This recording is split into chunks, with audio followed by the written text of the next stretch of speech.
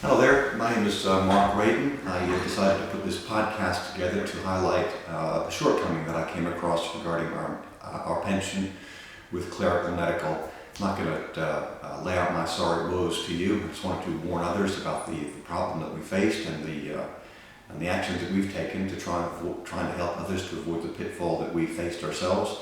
Not that we're in financial ruin, it's going to impact us a little bit, but just disappointed with the way Clerical Medical have decided not to deal with the matter that we've put before them in the way they're trying to sweep the matter under the carpet. And I'd love to hear from anybody else out there who might have similar problems with Clerical Medical to see whether I could help them resolve their problem, highlight a problem they may not even know that they have, and maybe the information you might share with me would help us encourage Clerical Medical to do the right thing.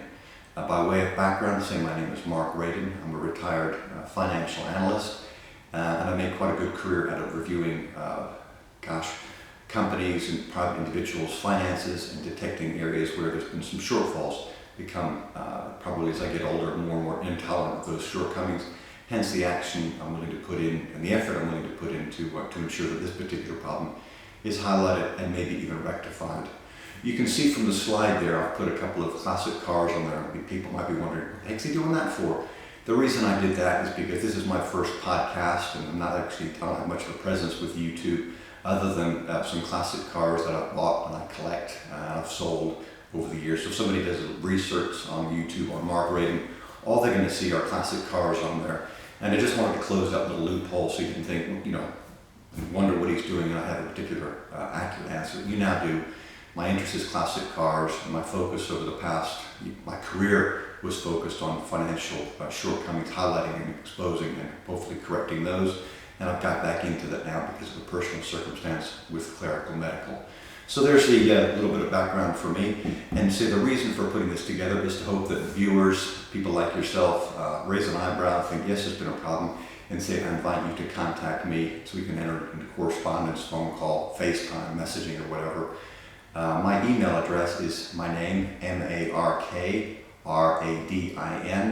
@live.com. Once we get into correspondence, I'll be happy to share with you my phone number. Maybe we can FaceTime or WhatsApp or whatever method you want to get involved with. If you do, you don't have to, obviously.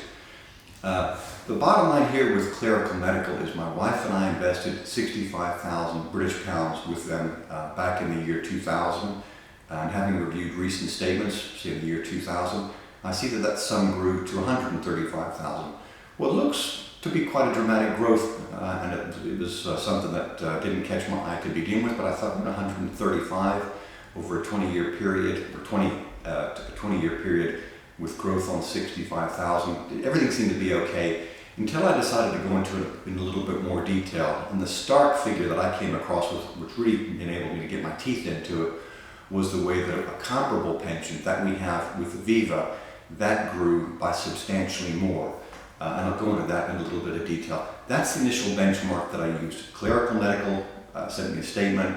I dug out our old Aviva statements, which covered exactly the same period, and Aviva's growth was absolutely astounding. It was something to be truly respectful of. Was it a one-off? Well, the answer is no. There's other benchmarks which shows that Clerical Medical were really quite poor and really quite poor in their performance. But going from 65,000 to 135 sounds impressive until you start putting benchmarks against that.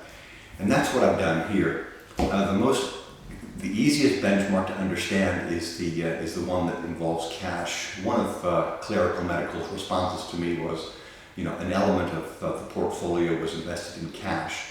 Well, the bottom line is, had the whole 65,000 pounds been put in to say a 3, 5, 8-year term deposit or CD, it would have generated the same 135,000 pounds that we're being offered now. So there was no risk, there was no management, would have been no management involved with that, and I could have done all that myself. And the backdrop with all that, you have to bear in mind that Clerical Medical actually charged my wife and I 1% of the annual sum as a management fee, an ongoing fee to monitor the account. And over a 20-year period, with my own math, that generated a fee for them of about 20,000 pounds. Clerical Medical are saying they're unable to verify the extent of the fees that they generated, but I think that's that's laughable, to be quite frank. They're in the market to, or they're in the business to tabulate, to correlate, to fully account for the investments they've put out there. And I'm sure if they wanted to, they could work out, as I have, 1% of the total over a 20-year period, generate a fee of about 20,000 British pounds. That's my figure. They refused to share that. But one of the other benchmarks that I used was one that drew an average of the, as you can see it on the screen here, the FTSE, the Dow, and the Standard & Poor's. The average of that, and if you compare that with Clerical Medical's performance, Clerical Medical were 25% below that simple, easy to understand benchmark. And that would have generated, excluding dividends by the way, which normally throws out an extra 2 or 3% in today's market, that would have generated a capital sum for my wife and I to enjoy of 185,000, well short of the 135,000 that Clerical Medical are offering right now. The other, so I guess the mainstay, the big highlighting benchmark that I use is that of Aviva. Had our son been put with Aviva, the result would have been far, far more than the 135 that Clerical Medical are offering. Aviva's result in the same sum would have generated £225,000, and Clerical Medical are 40% below that. So that's two businesses in the same industry competing for the same market. One is, it's 225 compared to 135. It's obviously who came in first and who came way, way behind in second, and that's Clerical Medical. But that's not a one-off benchmark. That's the second one I mentioned. The other one, say Clerical Medical, gave us some of their own benchmarks. They tabulated some information for us, and they also suggested that the property index was used. But rather than get into too much detail with that, I clubbed together all of their own benchmark examples, and even using those, they were still 30% below that, which would have generated a figure of £200,000 for us rather than the 135 that's being offered. So despite bringing that to Clerical Medical's attention, which I have over the past year, they still dismiss that and saying, those were just really just internal benchmarks, internal guidelines. They tried to achieve it and didn't, and we should really be happy with the 135 that was generated. Well, clearly we're not, hence I'm preparing the video, inviting others to get involved with me, and I've actually referred the matter to the Ombudsman. How he's going to come out and rule, I don't know, but the bottom line is, with all the benchmarks that I've thought of and Clerical Medical have thought of, they're way, way short. Not just short by 1 or 2%, they're short by an astounding amount. To move on, say, one of the benchmarks that Clerical Medical also offered was to use the British Property Index. They suggested that in one of their letters to me. They clearly didn't do their homework. I did the homework for them. And had our money been invested in the British Property Index, our fund would have been worth £170,000. We're offered, say, 135. There's a difference there of 22%, and that's using their own benchmark. I cannot understand for the life of me why Clerical Medical are allowing this particular matter to escalate as it is. They should, in my opinion, just sit with me, agree a one-time figure, enable us to wrap that up and then move on. But they decided to allow it to possibly spiral out of control. Another simple way of looking at it is with Clerical Medical's benchmarks and the benchmarks that my wife and I thought of. If we throw those all together and just take an average and then use that average growth, we would have a pot worth £195,000. So don't forget, we're being offered $135,000, a huge difference, a 32% fall. And again, I roll my eyes, I'm on camera for obvious reasons, I just roll my eyes at how anybody could defend that position on top of the fact that they took management fees. But Clerical Medical have decided that's what they want to do. So I'm not just sitting here whining about a capital sum that we've been short on. You have to bear in mind that capital sum was put away years and years ago to grow and then to provide a pension for my wife and I. And if we're looking at it from your perspective, that's exactly what you've done as well.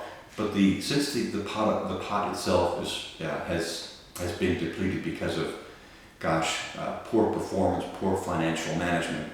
The pension, the annual pension, the monthly pension that my wife and I will eventually get paid from this reduced capital sum is going to be between 20 and 40% below what we would have achieved had we invested the money elsewhere. Had we put that money with Aviva, who I wave a flag over with their performance, had we put that money with Aviva, we'd have been enjoying a pension, 20 to 40% higher than that we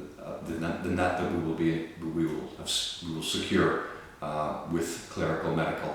I cannot understand again how Clerical Medical can sit back and say, we did a fine job, move on. Well, I'm not going to move on. It's quite an astounding shortfall. To sum it here, I'm certainly not suggesting that everybody out there starts to manage their own pension fund. That can be complicated, it can be tedious, and that's something that a lot of people don't have the expertise to actually do. Hence, we employ the experts, and hence we pay the management fees. But unfortunately, some people pay the management fees and just assume that the pension provider, the investment manager, will do the right job. Well, clearly with this particular case, Aviva did the right job and Clerical Medical did a poor job. So what I'm actually suggesting here that everybody does is ask their pension provider to prepare an annual report based on the pension performance, not just using their own in-house statistics and in-house data, which can all be spun in the right direction to show them in good light, because say 135,000 growth on an initial investment of 65,000 sounds quite dramatic until you compare that with the benchmarks that I've mentioned earlier. So what I suggest you do is say, get in contact with your pension provider at least once a year and ask them to do a benchmark-based comparison, not only with their particular in-house figures, but using their reported figures to you compared with the property index, the stock market, and with competitors, which is exactly what I've done, say, in hindsight. But as I say, hindsight's a wonderful thing. So looking back, I wish I'd have put our money with Aviva, but luckily we put our money, I wish I'd have put, all of our money with Aviva, but we didn't. We put half with Clerical Medical and half in this particular case with Aviva, and we have the problem that we have right now. But luckily we have got insurance in other directions, other areas and other investments. But I just wanted to highlight this one for you. Say again, if you'd like to get in correspondence with me, my email address is markradin@live.com. Again, thank you for listening to this podcast. As you can probably tell, it's the first one I've ever done. I hope it doesn't come over too amateurishly.